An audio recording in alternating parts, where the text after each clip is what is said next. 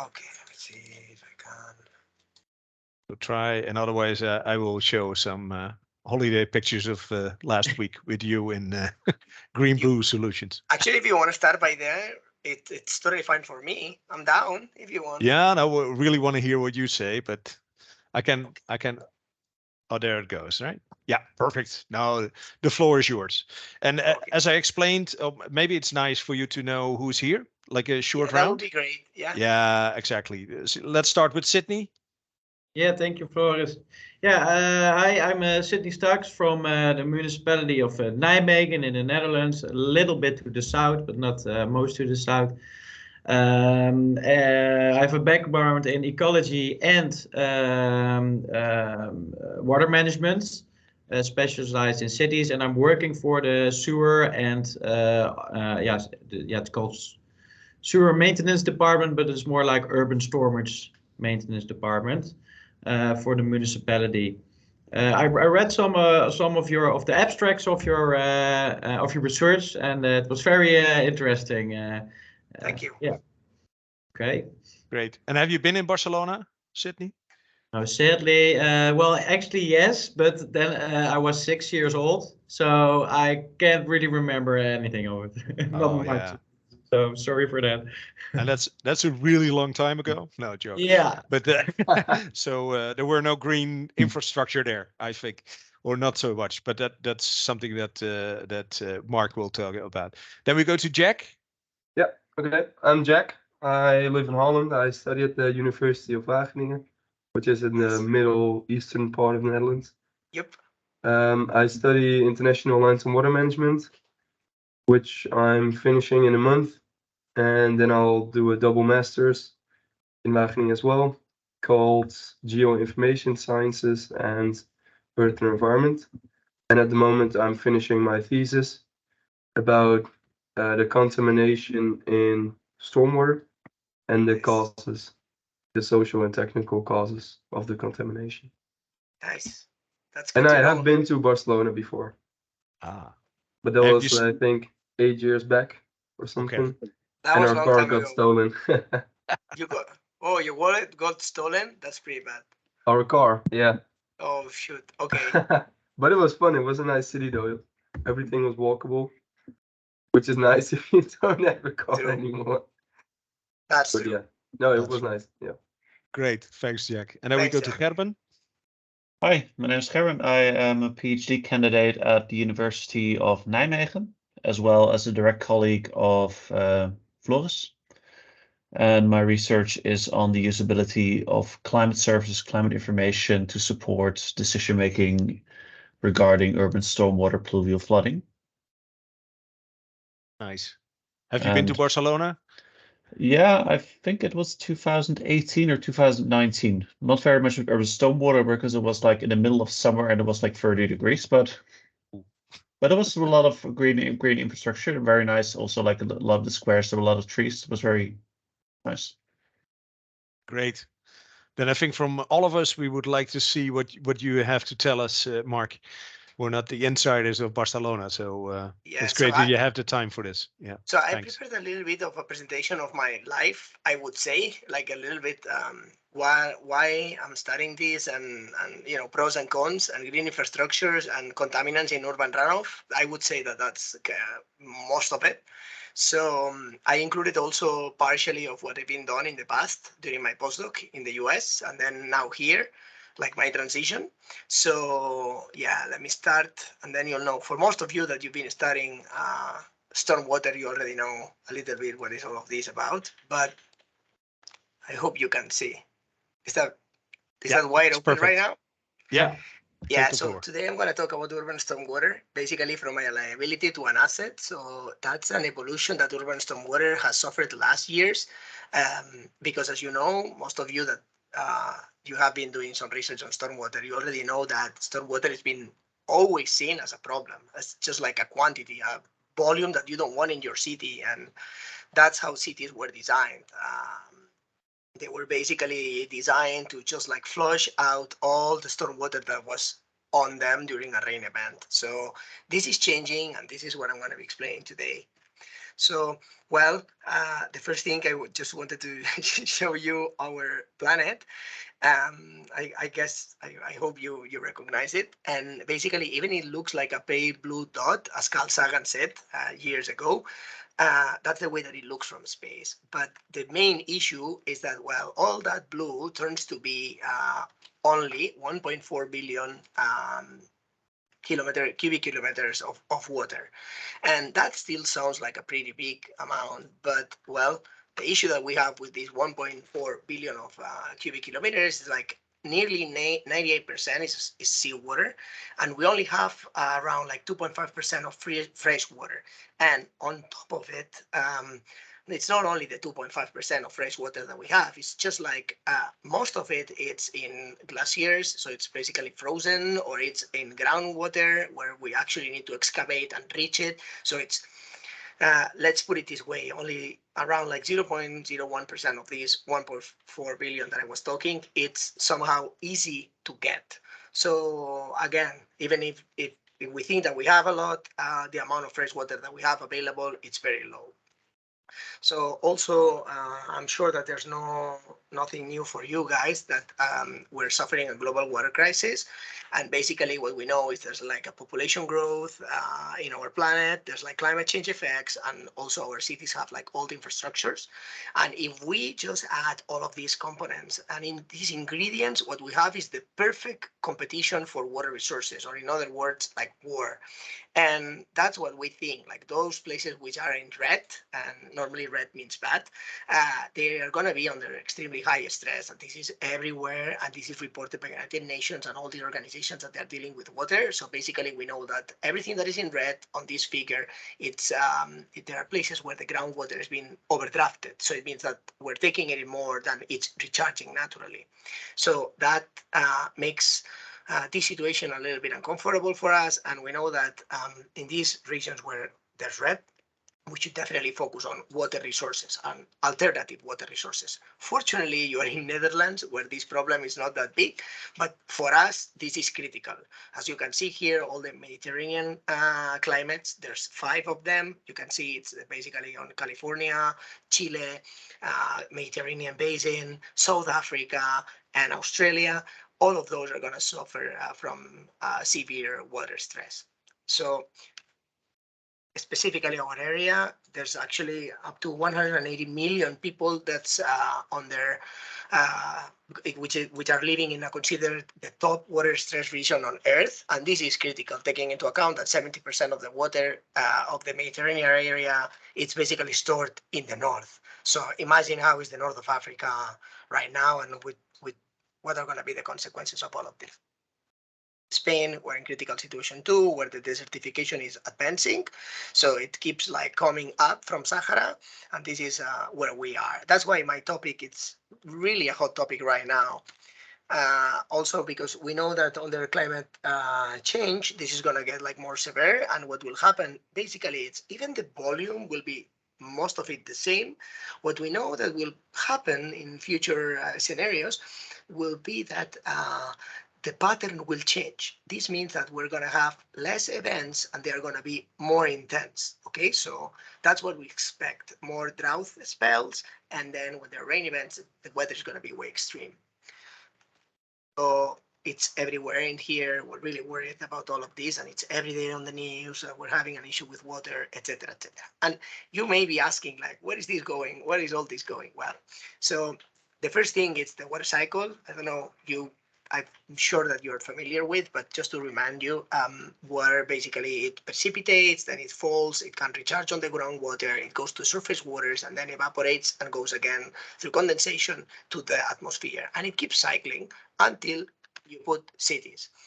Right now, what we're seeing in here is the urban water cycle. So basically, when you add a city in the middle of the urban water cycle, the first thing that you have is a large disruption of this in terms of permeability. That's the first thing. The ground will no longer be permeable. The ground is going to be impervious or impermeable, as I will talk later on. And this has severe implications on stormwater. So, well, I don't want you to get like the bad idea that all the cities are very bad and what we're building is something really wrong. And here we have like Sodom and Gomorrah getting destroyed by God because urban, well, it's been understood as something bad. No, nothing like this. Actually, we believe that cities is where we should be living in the near years, specifically to get all these increase of population and all these immigrations from the rural areas that they are going to our cities.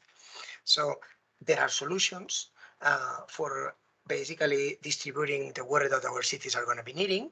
There's 4 of them. The first one is the water conservation. As we can see here, a worker fixing like a plumber, fixing a leaky pipe.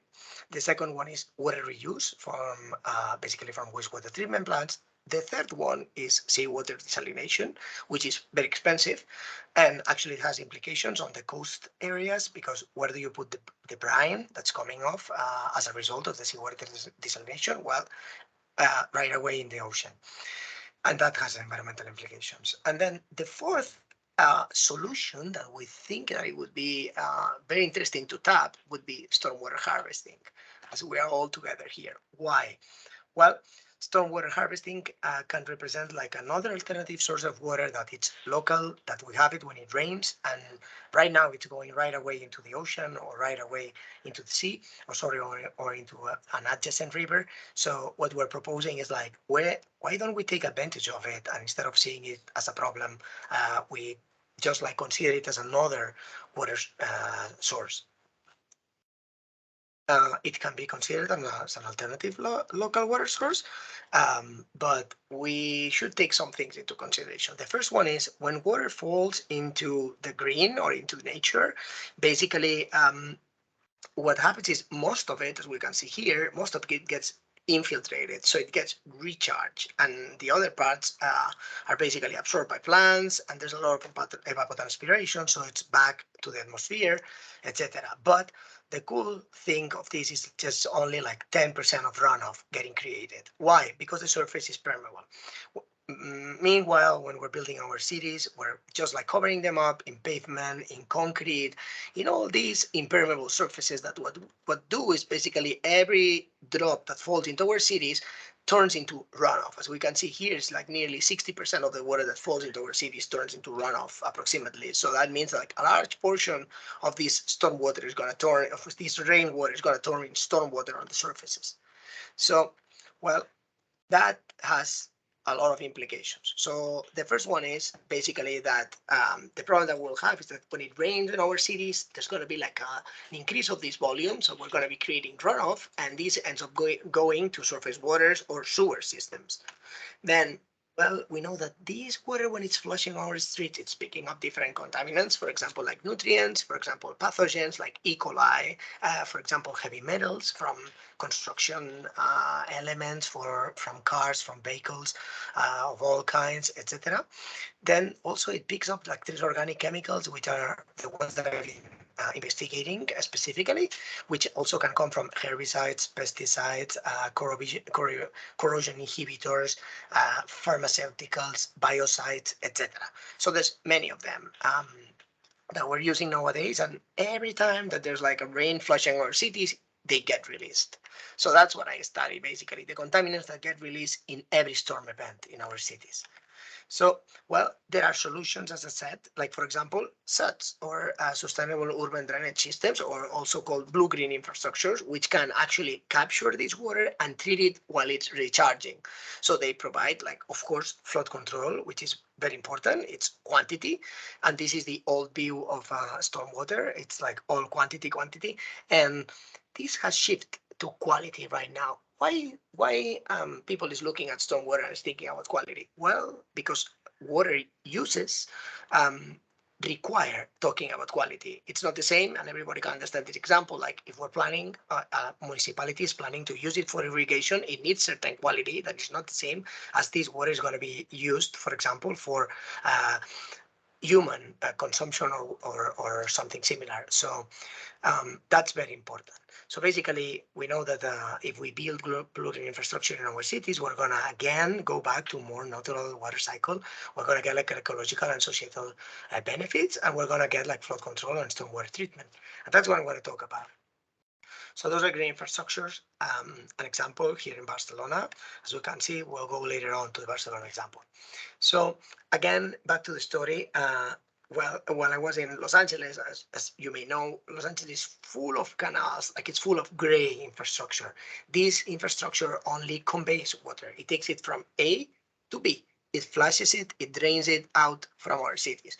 And that's a problem, because where does this water go? Well, basically it gets discharged, and this, as we know, this is getting a problem. Why this is getting a problem? Because as I said, like many contaminants come from different parts of the city. So as we can see here, industrial areas release heavy metals and plasticizers. The traffic releases like a myriad of contaminants. Houses release like pharmaceutical drugs. Herbicides and pesticides are coming from our parks because those are natural area. But sorry, those are green areas, but they are not natural. They are more artificial areas that we build and we embed in the middle of our cities. So they are not free from contaminants neither. So another important thing on green infrastructure, basically, it's we need to know where water goes. So when it rains, most of our cities, they have like combined sewer systems. So this basically means that sanitary system and stormwater system, they are mixed and they are going through the same pipeline. And basically what happens here on the right is like both systems go to the same spot, and that pipe gets overflowed and that ends up being discharged. That's known as combined sewer overflows, and those are very ecotoxicological issues for our discharge points. Basically, if they are like beaches or, as I said, like the coast or, for example, rivers. And that's what we're going to deal with, like how we can prevent these CSOs, as we know in our terminology. Well, as I said, like nowadays the regulations are changing and we don't want any more discharges. I'm saying like, well, we have a problem with water, and why are we discharging it and creating a problem?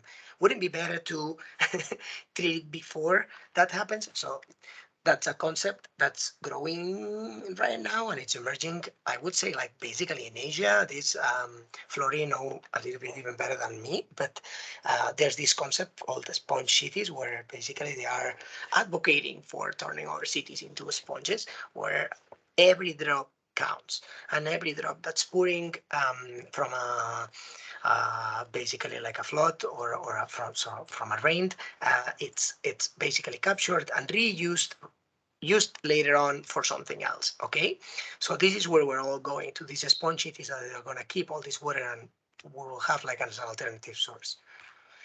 How do you turn yourself into a sponge city? Well, basically you need, as I said, like green infrastructures or SUTs. We have like several examples. I'm not going to go into details because those are like the ones that I showed in class, but because I'm also going to go like specifically to the ones that I've been dealing with in the past. So, well, for those who don't know, blue-green infrastructure or SATs, basically it's a network providing some ingredients for solving our urban and climatic challenges by building it with nature. So that's why this terminology is very extensive, and there are many ways to call them depending on where you are in the planet, but most of us call them like SATs or blue-green infrastructures. And here you have an example of what would be a rain garden, for example, in the middle of the street. Those are other examples that we had. For example, those are like constructed wetlands, so that would be more like a blue infrastructure where this stormwater is stored and before the discharge, and it's treated somehow. Here we can see like how they accumulate like a lot of rubbish and garbage and different petroleum and oils, spills, etc. So everything that the city is leaching end up in these green infrastructures, basically. So that's one of the projects I was working with in Los Angeles. That was in the north, where they had this park that's called Rory M. Shaw Wetlands Park, where basically like an entire catchment area, nearly 1,000 acres, was like all captured when there was like a rain event. All this stormwater was captured. This, you can imagine that this is huge, like nearly 4 square kilometers.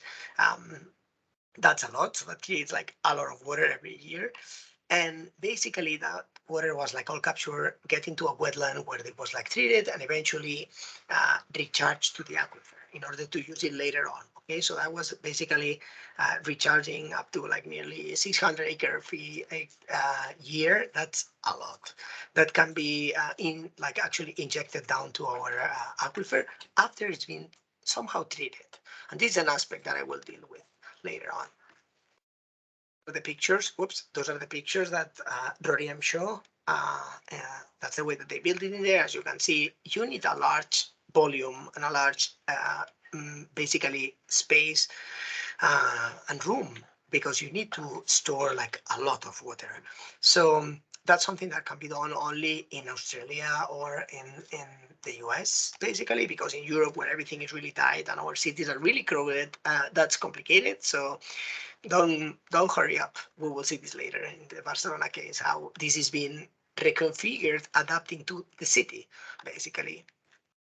So that's another example in South Los Angeles. This is the one that I showed before. That's like an example of a blue green infrastructure where we have like a huge lake where water is basically like treated through a wetland that's nearby in a way that it's circulary. So it's known as a kidney wetland. As we can see, like water goes in there from Wilmington Drain, and then it keeps recirculating. And that's something that it's very interesting because we keep treating it as the kidney as it works in our body. So those are the systems that I've basically been focusing so far. So we have like all this stormwater runoff that gets captured, and then we put it in a retention pond where there's like some treatment happening, as I said, where we have like some TSS and metal removal. Then we add, for example, like series of filters with different aims. So basically we're gonna have like, if we wanna target the phosphate removal, we can add iron. If we wanna denitrify, we can add wood chip bioreactors and wood chip layers, basically. And if we're dealing with trace organics, as I said before, we can add some carbons, for example, like granulated activated carbon or biochar, etc., some porous materials. And if we're dealing with metals, for example, in this case, we're using manganese oxide salts or some iron oxide salts. And then after all this stormwater is being like passing through all these treatments in unit process treatments, it gets recharged to the groundwater. So that's a little bit my main research goal, is just like how we improve the way that we capture these systems, how we improve the way that we treat this stormwater, and how we prepare it for recharging in order to have like a local solution nearby for our thirsty cities, the cities that need water basically, and which are projected to need even more and more because of the reasons that I gave before. So those are the systems that I use in the field. Those are like columns that I've been filling up with materials and testing them in order to check and assess the removal performance of my adsorbents. And that's a picture, and basically we can see like I was using different columns with different materials. This is all published. Then I have like another system that's been in here, basically where I have like different columns also, with different influence, etc., where I tested up to 7 configurations of different materials, and that's it. This is the diagram of the systems. Basically, this is how we design them. So we take the water, the storm water, we pass it through different systems and columns, we test different configurations, etc., etc. That's what we do. I don't want to overwhelm you with this, but just to show you a little bit how I design these systems and how I take it to a testbed, basically. So those are results, basically what we saw. I don't want to extend into this because I want to go to the green infrastructures, and this is already published. But basically what we see is like we need to complement the treatment that these systems have. Okay, so basically what I'm making, it makes some sense because the regulations will be more and more stringent on these green infrastructures. So studying complementary materials to add on them, it's something that will be beneficial, and we're proving it in the lab. So in Barcelona, what we have basically is also like series of green infrastructures, but as I said, like there's not going to be blue in here because basically, as I said, like we don't have room for this. So most of them are bioretention cells or bioswales, and here we can see an example where all the area gets directed to this gravel zone and it recharges. So as we know, this gravel zone that is basically designed for, again, for quantity. Most likely will not treat some organics. It will treat some metals, but up to a certain extent. So it will have like some limitations on treatment because there's no green passage as for example, like a soil layer or as a vegetated area, etc. This is all, it's only gravel, and the main goal is just to percolate this stormwater as soon as possible. So those are different systems that, for example, really deal with these enhanced treatment that I was talking. Those are nature-based solutions. Those, they already have like a vegetated layer, so they have like 30 centimeters of natural soil. So they have like the plant, they have like 30 to 50 centimeters of natural soil where there's treatment, because if there are roots, there's treatment, either by absorption, we know that some plants are accumulating metals, for example. And on the other end, what we know too is like these roots can promote some biotransformation processes. So some microorganisms are going to break down or are going to capture these contaminants. That's why they're very interesting in comparison to this one, as we were saying before, where there was no treatment at all. This is just like for infiltrating. Okay, so if you can get green on your green infrastructure, basically that would be the takeaway message, because the treatment is superior or is higher.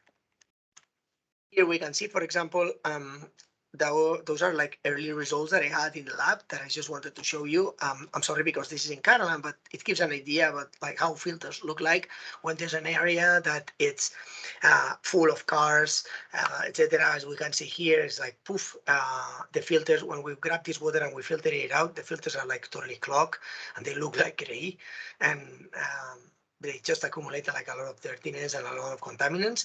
And meanwhile, when we're using one of these systems for infiltrating, what we see is like water has been improved substantially.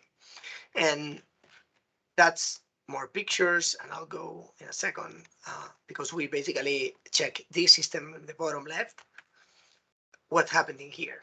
So we can see, for example, again, if you can see, number one is the contaminants in the middle of the street. Number two was the contaminants on the road. And number three was like at the effluent of the green infrastructure. So after water has been percolating, basically after this stormwater has been treated. So what we see is there are reductions up to 70% of the contamination. For example, in this case, heavy metals. So all these contaminants, where are they going? Well, some of them we know that they are being accumulated by the life in that bioretention cell, for example, in plants, in microorganisms, in organisms, like, for example, earthworms, etc.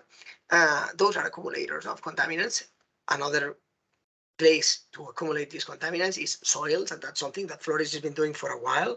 I think like analyzing soils in SUTs, different ages, I think, no, soil, you will correct me later on, but yes, that's what we saw in water, like there were reductions, and actually they're working out. So basically we are accomplishing and meeting our goal, because the water that we're recharging to our aquifer is way cleaner than it would be the stormwater that's flushing on our streets. So again, I'm sorry for being so repetitive on this, but it's something that's very interesting, because we think that, well, this water in the sewer system that we have right now, this water would end up going to the coast. So with this contamination, in metal contamination, would be basically ending up in the coast, which you may think, I don't care, because the coast, I mean, the sea is really large and these contaminants get very diluted. Well, not really, because next to this charge point, we know for sure that that's going to be a hot spot, and that's going to create like some ecotoxicological issues and some ecotoxic hazards. So again, like installing like green infrastructure proves that we can actually trap these contaminants as a bottleneck, and we can actually recharge with a more safer water, and that's basically what we've been doing. So again, just to let you remind you that water, we hope is not going to be like creating a war nearby here in the Mediterranean, but again, that's something we really need to take care of, and that's why I just wanted to show you the results that we had so far. Okay, nice. done. Yeah. What do you think, Flori? Thanks, Mark. Yeah, it's really interesting, of course. Yeah. And there's already a question from Sydney, so I will give him the floor right away. Yeah, absolutely. Yeah, thank you very much for this nice presentation. Nice that you had like all the pictures and everything. It really fitted the talk. Really nice with that, and some results in between. So I really like that. I have a lot of questions, but I will just filter out a few. Currently, my main topic of interest, I have a lot of interest, but is the purification of water in bioswale. So similar to what Floris has been doing, but on a really small scale. So hence my interest. Now I forgot. I got three questions. Oh yeah. The first one was you were also talking about the constructed Wetlands. Constructed wetlands. Yes, sorry, I was just searching for the words. And did I hear you say, well, they are preferable above those blue-green infrastructures without the blue? Because I also have that view. However, it's in the Netherlands. It's barely used as that, except for actually the nature we've got, because we pump a lot of waste in our water and then to the nature, and then it suddenly becomes clean. So basically, they are also purification, natural purification places. But are there like, how do you say it? Do you have an overview of the different rates between blue and non-green? Because I'm searching for it and I've got a lot of questions here. I'm working at the municipality, so I don't have the time to go into the details. And I was wondering if you can point me in the right direction on that. Like, so yeah, so there's a paper where they talk about all the jargon on all of this, because it's, first of all, we need to admit that this is a chaos. And this is something that Floris and I have been talking. It's like there's different names and there's people, and believe me, it's like it's impossible to harmonize this story. Yes. Because there's like municipalities talking about a retention cell, and when I go in there, they're talking about like a rain garden, and it's first of all, there's not even like a unified term, because you know, like that's the first thing. So. But I know, but what I'm searching for is more like the process themselves. If you've got a wetted like a lake or something, the microbial processes are quite different. Yeah, for sure. I think that those are the couplings you can make between different rates, and then you actually skip the problematics with the definitions you have. Yes. Yeah. Yeah, so this is an issue because I didn't want to get into definitions, because for me, all of them are blue-green infrastructures or SUTs. I don't really get into this, because if you talk with Australians, they're going to tell you like the water sensitive story. When I talk with my partners in, as I said, like in Spain, they say something. When I talk with my partners in California, others. So that's something that I try to skip. It's like, well, let's call it blue-green infrastructure or SUTs, and that's fine. Yeah. That's one thing. The second is with the wetlands. This is an issue, because if you, I mean, for me, that would be like a sustainable urban drainage system too, because that water was about to go to the discharge, actually to the ocean. So they built this constructed wetland right before, where all these drains, when there's a rain event, pour. So all of them. So it's in storage. So that's a buffer. So that's another way to drain the city differently. So it is tricky. But to your question, in Barcelona, there's no blue, because there's like super severe regulations on blue. They get crazy because of, we know that blue has issues. First of all, people can drown. So people is like, no, I don't want my children to die in there. It's like, what? Anyway, so it's really strict. The municipality is very, very severe on this. So whenever you build something, it's going to be like only 30 centimeters depth or something like this, which is like, I don't know, for a kid to do not drown. So but that's their criteria. Anyway, so it really limits the way that I approach the green infrastructure to them. Then they prefer to build many of them, because at the end, what you're trying to do is to permeate your city. So there are different approaches. They are different. Either you build many bioretention cells in an area, or you make like the Los Angeles project, where they basically capture from an entire neighborhood and they redirect all the water to one point, gets treatment, and then gets recharged. So the different approaches to that. So that's one thing that I also wanted to point you. And The blue also has an issue, which is pretty good, but as I said, like you need to watch out for mosquitoes, because wherever you accumulate water, there's mosquitoes. So there's a lot of people giving you hard time on mosquito control, the dengue. Then with the new climate, we know that we have like more invasive species. So that's a place where you're inviting them to settle down. So I'm having all these issues. So then you need to actually apply. There's like treatments to kill them. Actually, that kill the larvae, I think, and the eggs or something. And there's like treatment that you need to apply. So there's many people thinking like, I don't want to do that because that requires like more treatment, etc., etc. So that's also another thing to consider. And a big blue one, apart from drowning, citizen drownings, and vector control, the other issue that they are always pointing was like, well, it provides some treatment, but it's not really important at all. You need a wetland nearby, which is way different. Because one thing is a lake, as the figure that I showed before, I think is in here. Let me show you. That's the one. That's a blue-green infrastructure. So they had a lake. So here you can see, I'm going to try to add the pointer. Let me see if I can add the pointer. There was a way, no? Flory? Yeah, we can see your pointer. So if you can see it? Yeah, okay, we can nice. see it. So this is the drain. It's going under. Actually, I'm just going to remove things to make it clearer. This is a drain. So basically, it's an entire neighborhood, Wilmington, which is large as, I don't know, many millions of inhabitants. All the water goes to this drain, and this goes to the lake. So they keep the water in there. Okay, so it's just storage. It's a buffer. It has some treatment, but it's limited. For example, metals, we know that metals go to the bottom, for example. But what really makes the difference is to have like a wetland as nearby. Here you can see is this system. That's why it's called kidney, because it keeps recirculating the water of the lake over and over and over and over and over and over. And that is very, actually, I think, unique and interesting of this system, because when you pass it through a wetland, that is a lot of vegetation together. The lake only has vegetation on the sides. There's like little treatment, but the wetland makes the real job because you're actually passing it through a lot.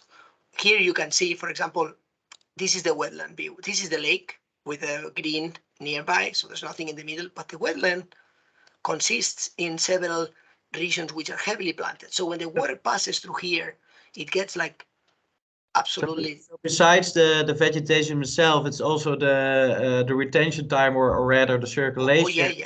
Wetline. Yeah. But that's really interesting, and because we have similar problems here in the Netherlands with space. And an added one is also when you promote blue in a city, it's always for use. Like, yeah, can we swim there? Can we recreate there? Who can use it? But we have some places also here in Nijmegen where we say, well, we have some sewer drainage. It's not directly coming from the dirty water, but it's sanitary. The sanitary sewer. Sanitary. It's stormwater, but it's contaminated. And we're also like, yeah, well, but there's also a lot of nutrients in the water already. We want to maybe make some small ponds with circulation and vegetation. However, then people are like, why do you do that? The water is for use. And then but this is so we can use the water. So this is the discussion I'm currently having, and people are proposing ideas like, okay, we make some GroenBlauw blue infrastructure like bioswales instead of that blue. And then I'm like, okay, but then maybe you have a problem with the effectiveness of your purification of this.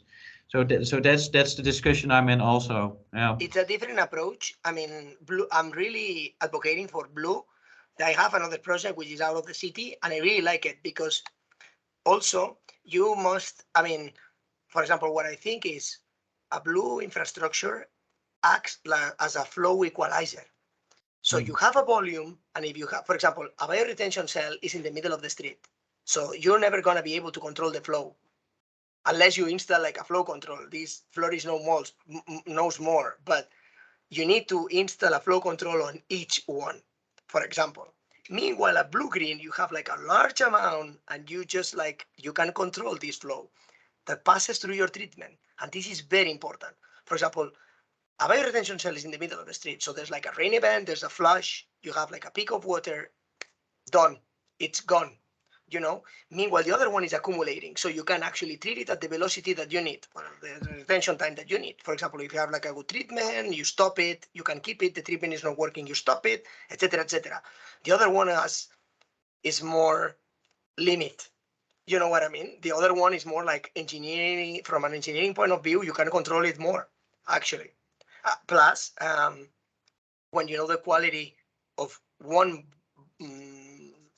water body, in theory, is very similar in the rest.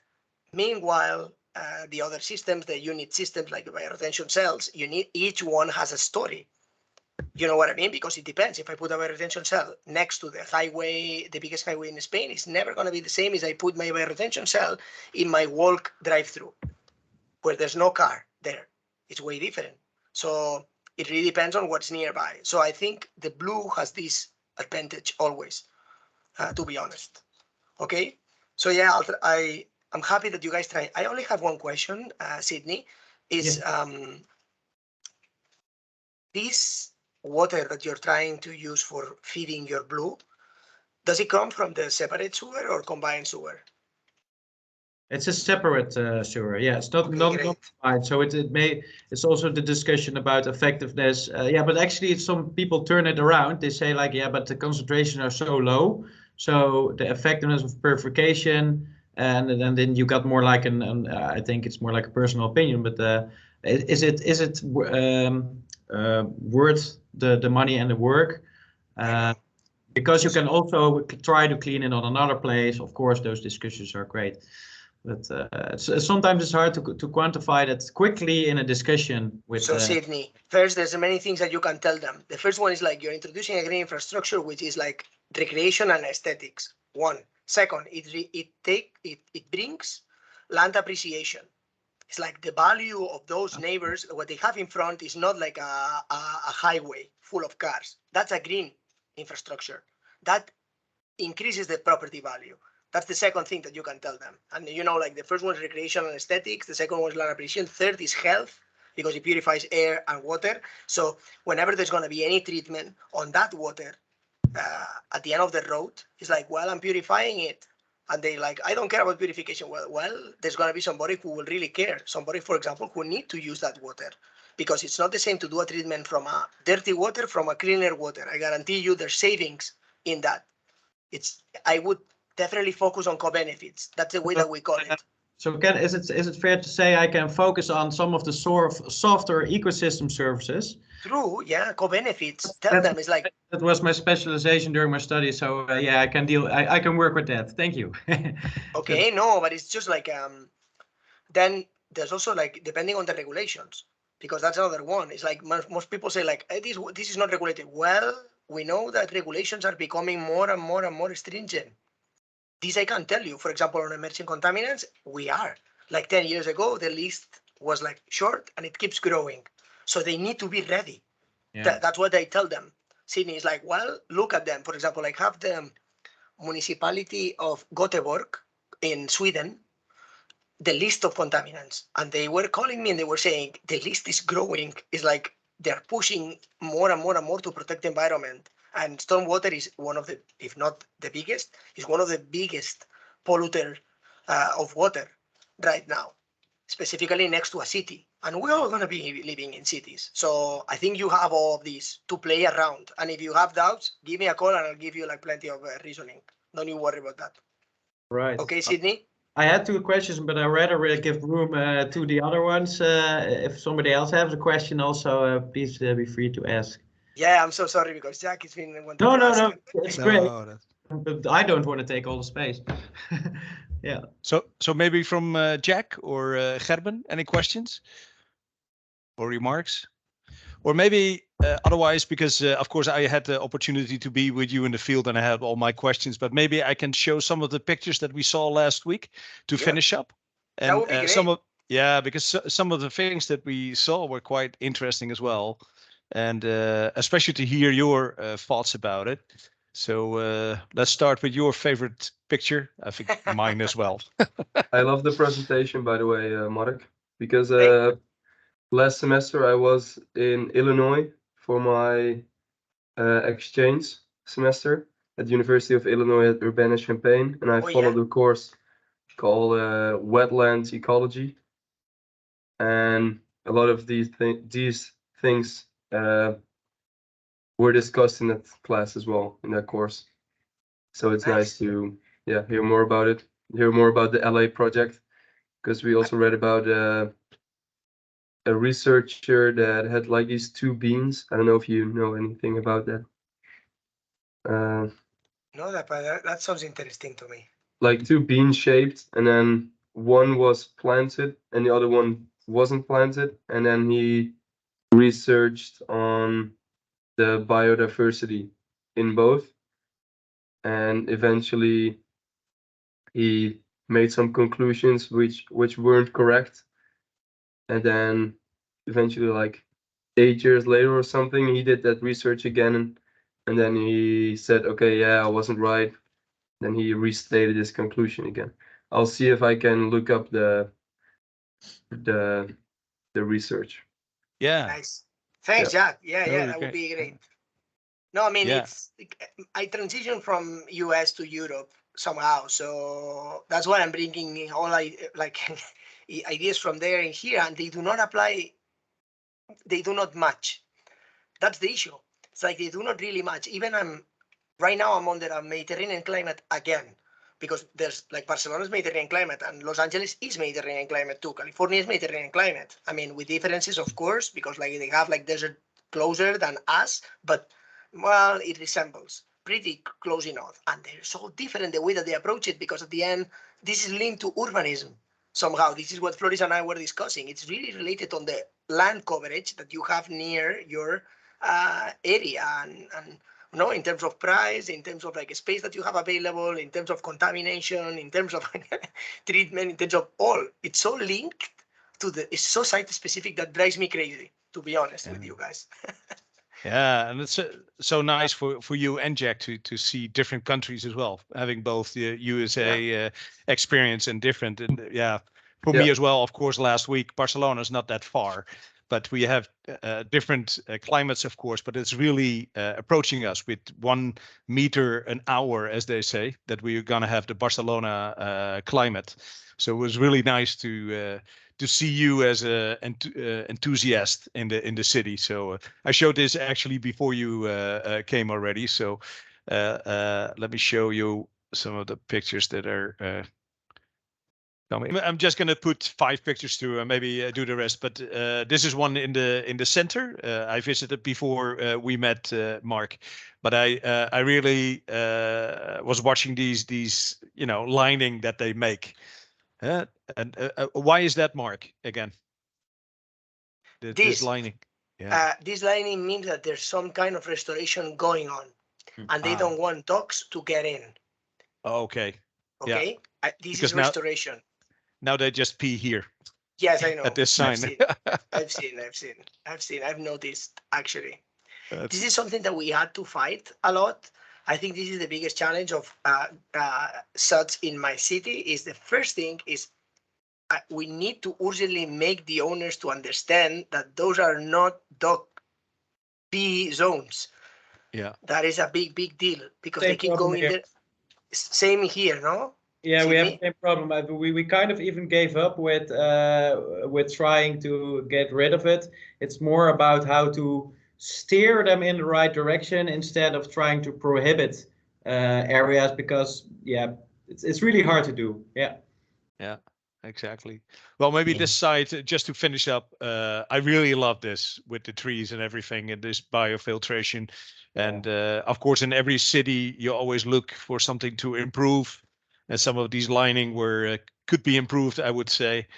So that's where we did some testing with Mark last week as well, which is quite nice. And we found also there's a lot of geotextile, preventing roots to come in, but it also prevents infiltration, which was kind of thing. and still a lot of growth, of course, and a lot of maintenance to add to as well. But a beautiful site, but also some improvement. And I really like these, greening of the walls with these. I really hope we can. If we get that climate from Barcelona, we should really get this tree. So what is the name, Mark, of this one? Oh, that's a good question. I don't know, but I will know. Oh, okay. I don't know. And I'm sorry to disappoint you, but I no. We get that next time. And the greening of tram tracks, it's very nice to see that in the city, which also Amsterdam and Rotterdam has, but it's really good. And I saw this green wall, which of course could be better, but I like the fact that they like to implement it, and of course it could be improved as well. And this is one, we did some testing. Some simple indication tests that still have to work on the data, but these sites are really inspirational. I mean, a lot of trees give a lot of shading. There's room to stay around in the city, which is really nice. This is one of your research sites, Mark? Yes. Where you do some research. Yeah, that's your car as well. So just to give some impression, and this trees as well. I mean, they're beautiful. And making these squares, they're quite deep compared to the Netherlands. We have a bit of a rule that it shouldn't be higher than 30 centimeters or something. But these boardwalks are being used as well. So that's there's a lot to see in Barcelona. So maybe that's a good cliffhanger to end with. Yeah. So and maybe we can, when we have the data, we can invite you back, Mark, and maybe discuss a bit more after the summer or something. Yeah, I'll be delighted, and actually I need to go to Delft at some point, so it would be good to stop by in Groningen, I guess, because this is where or Nijmegen, because to see some sets would be nice, actually. Yeah. Yeah, Floris was there last week, I think it was, and he was flabbergasted again by also the ways biospheres in Nijmegen. So you have to stop by them also. Absolutely, Sydney, absolutely.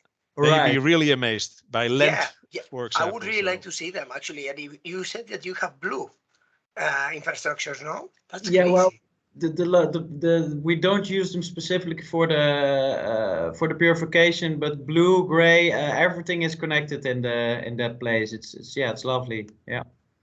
Can you show me some details on that? Because Flori, I think that I have an idea for them at some point. I think we have our each other mail address. Shall we reschedule an appointment maybe? Yeah. Because Flori, there's like projects that we could study and think about it, because blue is something that it's out of control, I feel, right now, somehow.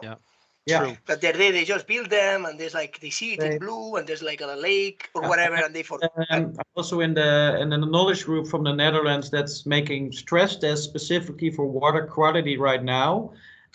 Because everybody is like, that's a bit exaggerated, but it's like, we kind of forgot the blue in the blue water quality stress test. They're like, we have to do that also right now.